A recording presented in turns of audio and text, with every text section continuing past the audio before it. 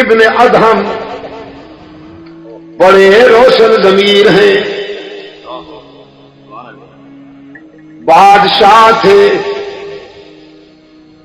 زر و سیم کی فراوانی تھی، خدام کا لشکر ہر وقت ان کے اشارہ ابرو کا منتظر ہوا کرتا تھا۔ خواب گاہ میں پہنچے، سلیپنگ روم میں، بیڈ روم میں پہنچے۔ وہ خادمہ بیچاری کنیز جو شاہی بستر بچھایا کرتی تھی، بادشاہ کا بستر بچھاتے ہوئے آرزو پیدا ہوئی کہ چند لمحے اس پر ذرا سو کے تو دیکھوں کتنی راحت ملتی ہے۔ بستر پہ چند لمحوں کے لیے سوئی، جسم جو مٹی پہ لیٹا کرتا تھا، سنگریزوں پہ لیٹا کرتا تھا، وہ اطلس و کم خواب کی چادروں والے شاہی بستر پہ لیٹا تو نیند نے اپنی آغوش میں دبوچ لیا اس کنیز کو، نیند کی وادی میں چلی گئی۔ اتنے میں ابن ادہم، ابراہیم ابن ادہم ہاتھ میں درہ لے کر بیڈ روم میں داخل ہوا، خوابگاہ میں داخل ہوا، دیکھا کنیز میرے بستر پہ سو رہی ہے۔ غصے اور جلال میں پاگل ہو گیا، اس کو جگائے بغیر درے لگا کر سزا دیتے ہوئے یہ سمجھانے لگا کہ تجھے جرأت کیسے ہوئی کہ بادشاہ کے بستر پہ سو گئی ہو۔ وہ بیچاری سٹ پٹا کے اٹھ بیٹھی، پہلے روئی، پھر ابن ادہم کی طرف دیکھ کر مسکرائی۔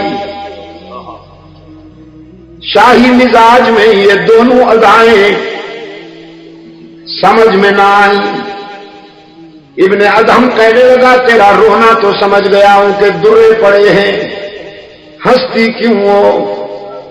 وہ کنیز کہنے لگی ہنستی روئی تو اس لیے ہوں کہ تیرے درے نے میرا چمڑا ادھیڑ ڈالا ہے، اور ہنستی اس لیے ہوں کہ اس بستر پہ 5 منٹ سوئی ہوں تو 5 چابک نقد لگ گئے ہیں۔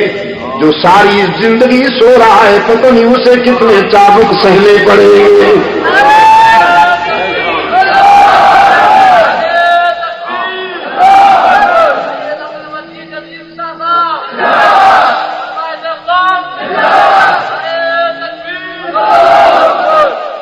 بس اس ایک جملے نے انقلاب بپا کر دیا۔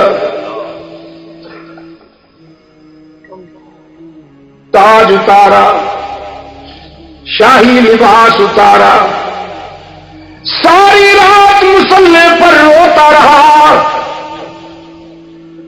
اشکوں سے منہ دھوتا رہا، رب العالمین کے حضور التجائیں کرتا رہا، پروردگار عالم معافی چاہتا ہوں۔ صبح ہوئی، مشیر وزیروں کو بلا کر نظام سنبھالنے کو کہا، تخت سنبھالو، بادشاہی تمہارے حوالے کرتا ہوں۔ مجھے تو زندگی کی حقیقت ایک کنیز نے سمجھا دی۔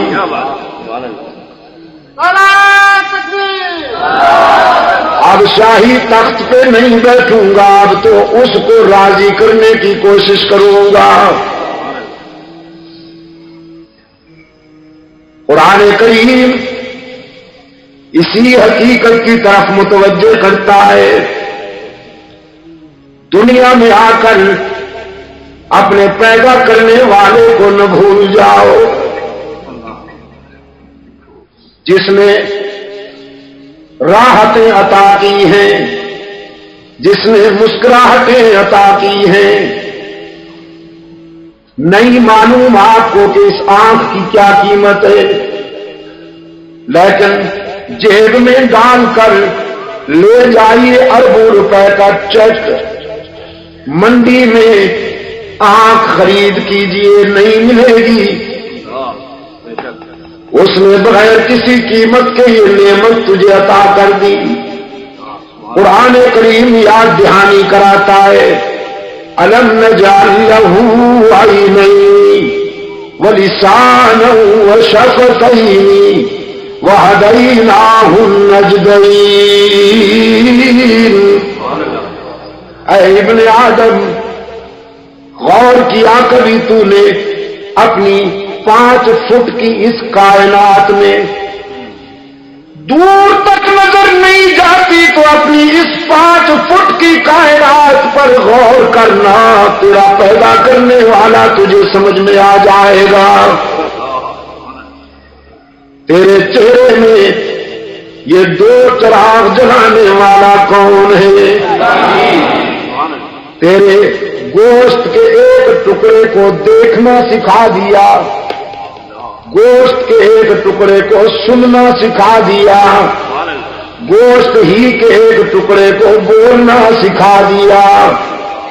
तो पख्तूनिस्तान में रहता है तो ये पश्तो बोलती है, इंग्लिस्तान में रहता है तो ये इंग्लिश बोलती है, पंजाब में रहता है तो ये पंजाबी बोलती है, सिंध में रहता है तो ये सिंधी बोलती है, अरब में रहता है तो ये अरबी बोलती है, चीन में रहता है तो ये मक्खियों की तरह भिन-भिनाकर चीनी बोलती है। जहां तू रहता है वहां ये उसी जुबान में, उसी लहजे में तेरी नौकरी करती है। जुबान बदलने की जरूरत नहीं, स्पेयर पार्ट्स की दुकान पर जाने की जरूरत नहीं। हाथों को कुव्वत लामसा अता की, पांव को कुव्वत माशी अता की, दिमाग को कुव्वत हाफिजा अता की। रब्बुल आलमीन ने फरमाया, वफ़ी अंफुसिकुम अफला तुबसिरून। कभी अपनी जात पे गौर करो ना, हमने तुम्हारी जात में भी इबरत और बसीरत के बहुत सारे मनाजिर दिखाए हैं तुम्हें। जब इस कदर मेहरबानी की है तो फिर तुम्हारी जमीन भी मेरे सिवा किसी के आगे नहीं झुकनी चाहिए। कुरान पाक ने फरमाया, अम कुंतुम शुहदा इज़ हज़रा याकूब अल मौत इज़ क़ाल लिबनीहि मा ताबुदून। याद है कुछ?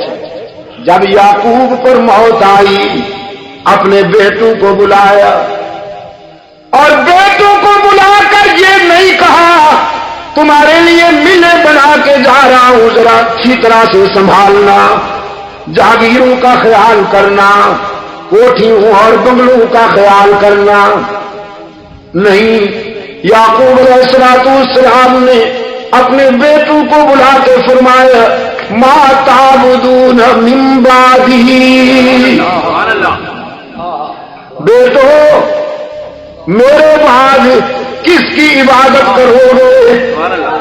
मेरे बाद किसके सजदे करोगे? मेरे बाद किसके आगे दामन फैलाओगे? मेरे बाद किसको हर जगह मौजूद मानोगे? मेरे बाद किसको मसजूदो माबूद मानोगे? अल्लाहुल गुयूब मानोगे? अम कुंतुम शुहदा इज़ हज़रा याकूब अल मौत इज़ क़ाल लिबनीहि मा ताबुदून।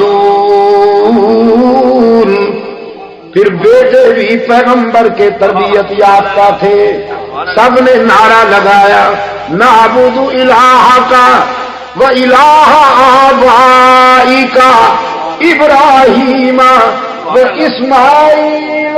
हम वादा करते हैं अब्बा जान, अल्लाह ही की इबादत करेंगे जो इब्राहीम का माबूद है, जो इस्माइल का इलाह है। हम तेरे सबक को नहीं भूलेंगे, तेरी विरासत की लाज रखेंगे, تیرے بتائے ہوئے راستے پر پوری زندگی گزار دیں گے، اللہ کے سوا کسی کو معبود نہیں مانیں گے۔ ہمارا الہ کون ہے؟ یعقوب کے بیٹوں نے وعدہ کیا، ہمارا الہ کون ہے؟ مسجود کون ہے؟ شیر شاہ کے شیروں، ذرا شیروں کی طرح بولو، توحید کے شیروں ذرا شیروں کی طرح بولو، تاکہ شرک و بدعت کی دنیا کے گیدڑ صحیح ہو جائیں۔ ہمارا الہ کون ہے؟ گھی پہ ضرب لگا کے ذرا دائیں بائیں دیکھ کر کوئی بھی کا بیمار چپ بیٹھا ہو یا حیران بیٹھا ہو تو اس سے بھی کہلواؤ، قالوا نعبد الہ کا، ہم وعدہ کرتے ہیں کہ اس کی ہی عبادت کریں گے جو ابراہیم و اسماعیل کا معبود ہے۔ ہم بھی ہر نماز میں وعدہ کرتے ہیں نعبد ایاک، یعقوب کے بیٹوں نے جو وعدہ کیا تھا وہی وعدہ قرآن روزانہ ہم سے بھی لیتا ہے، نعبد ایاک، ایاک نعبد و ایاک نستعین، ہم تیری ہی عبادت کرتے ہیں اور پتہ نہیں وہ دن کب آئے گا یار، پتہ نہیں وہ دن کب آئے گا کہ جب میں پوچھوں تو سب کا جواب صحیح ملے۔ میرا دل کیا چاہتا ہے حاجی صاحب، بھائی حاجی عبدالستار صاحب، میرا جی یہ چاہتا ہے کہ ساری زندگی صرف سورہ فاتحہ کی تفسیر بیان کرتا ہے، ہر جلسے میں یہی بیان کروں، اور پھر لوگ کہیں کہ بس جی اس کو تو اس کے سوا آتا ہی کچھ نہیں۔ ہاں، رکابت کے مارے ہوئے بد نصیب، حسد کے بیمار یہ کہیں کہ شاہ صاحب کو تو اس کے سوا آتا ہی کچھ نہیں، اور حشر میں یہ میرے گواہ بن جائے اللہ کے سامنے کہ اس کو تو اس کے سوا کچھ آتا ہی نہیں تھا۔